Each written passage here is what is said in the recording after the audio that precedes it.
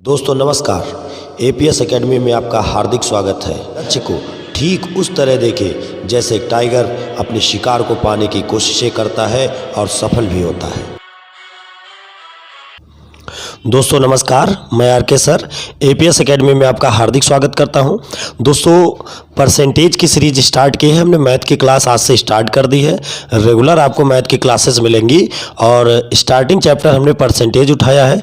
वो इसलिए कि परसेंटेज एक ऐसा चैप्टर है जो लगभग पूरे मैथ की जड़ है। अलग अलग तरीके से अलग अलग चैप्टर में अलग अलग सवाल इसके बना करते हैं। तो दोस्तों समझते हैं, शुरुआत में सबसे पहले बिगिनिंग पॉइंट इसका समझते हैं कि आखिर परसेंटेज को किस तरीके से समझा जाए कि किसी भी चैप्टर में किसी भी सवाल में अगर परसेंटेज का हमको मार्क लगा मिल जाए तो आखिर वो कौन सी कंडीशन पे हम उसे सॉल्व करें। तो दोस्तों समझते हैं पहले पहली चीज़ें कि परसेंटेज के बारे में।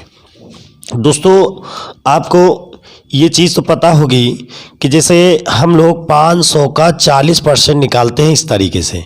500 का 40% यानी कि 200।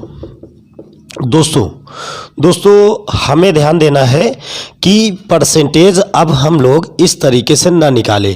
कुछ ऐसा काम करें कंपटीशन में कि ओरल ही निकल आए ताकि समय मेरा बच जाए। तो दोस्तों समझते हैं, सबसे पहले जैसे हम 500 लिखें, एक बार हम 500 का 10% चाहते हैं, एक बार हम 500 का 1% चाहते हैं।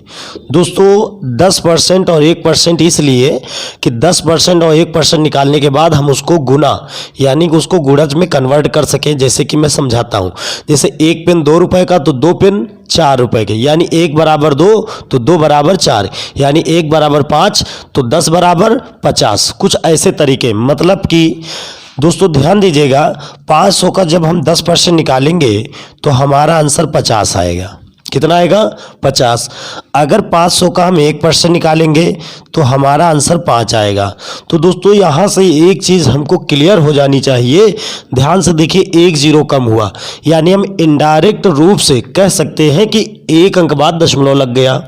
यहाँ पर देखिए 2 0 कम हो गए, यानी इनडायरेक्ट रूप से कह सकते हैं कि 2 अंक बाद दशमलव लग गया। ये कह सकते हैं ना इनडायरेक्ट रूप से। तो दोस्तों हमारा एक नियम निकलेगा, 1 अंक बाद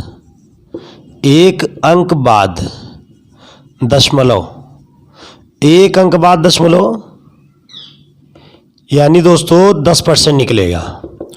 और 2 अंक बाद दशमलव, 2 अंक बाद दशमलव हमारा 1% कहलाएगा। दोस्तों ये बहुत इजी चीज़ें हैं।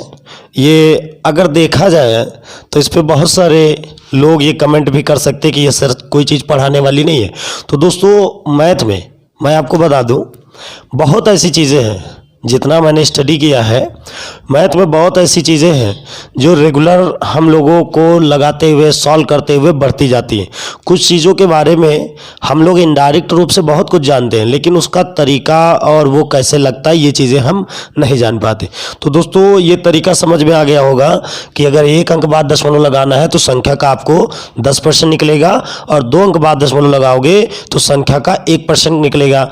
अब दोस्तों इसी के बारे में देखो, स्पीड कैसे लाएं, ध्यान दीजिएगा। जिसे कहीं पर लिखा 300 का आपको मान लीजिए 40% चाहिए दोस्तों, तो आपको ओरल पता होना चाहिए कि 300 का 10% 30, तो 40% इसका 4 गुना, यानी 3 चौक 12 यानी 120। दोस्तों ये बात क्लियर हो गई होगी। 300 का 40%, थोड़ा स्पीड आई कि नहीं आई? अगर कोई कह दे हमको 300 का 8% चाहिए तो हमको 1% निकालना आता है, 8 गुना कर लेंगे, तो इसका 1% 3 तो 8% 24। तो दोस्तों ध्यान दीजिएगा, ये चीज़ें हमारी ओरल होने लगेंगी कि नहीं? ये बात क्लियर हो गई ना कि एक संख्या बाद अगर दशमलव लगा रहे हैं तो वो 10% कहलाएगा, 2 अंक बाद लगा रहे हैं तो वो 1% कहलाएगा। दोस्तों क्लियर हो गया। दोस्तों ये चीज़ें कवर करें। परसेंटेज में अगर आप स्पीड लाना चाहते हैं, percentage, profit loss, SI CI orally सवाल को करना चाहते हैं, तो ये चीज़ें आपको समझनी पड़ेंगी और इनको बार बार प्रैक्टिस करके अपनी आदत में लाना पड़ेगा ताकि मेरे अंदर एक अच्छी स्पीड आ जाए।